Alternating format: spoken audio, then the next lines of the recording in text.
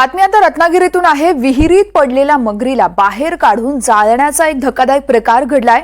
दापोलीमधील गावतळे या ठिकाणचा हा सगळा प्रकार आहे। वनविभागाकडून गुन्हा दाखल करण्यात आलाय, मात्र तपास शून्य बघायला मिळतोय। वनविभागाला फोन करणारा नागरिकाचा फोन बंद असल्याचंही कळतंय। जिवंत मगरीला ठार मारून जाळणाऱ्यांचा शोध सध्या घेतला जातोय। रत्नागिरीत विहिरीमध्ये पडलेल्या मगरीला बाहेर काढून जाळण्याचा हा प्रकार समोर आलाय। दापोलीमधील गावतळे येथील हा सगळा प्रकार असल्याचं कळतंय। वनविभागाकडून गुन्हा दाखल करण्यात आलाय, मात्र तपास शून्य असल्याचं सांगितलं जातंय। वनविभागाला फोन करणाऱ्या नागरिकाचाही फोन बंद येतोय। जिवंत मगरीला ठार मारून जाळणाऱ्यांचा शोध सध्या घेतला जातोय।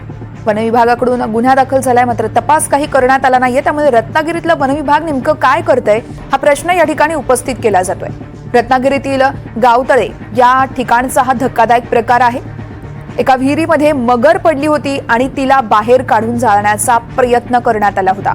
दापोलीमधील गावतळे इकडचा हा सगळा प्रकार आहे। वनविभागानं गुन्हा दाखल केला, मात्र शून्य तपास केल्याचं बघायला मिळते। काहीच तपास करण्यात आला नाहीये।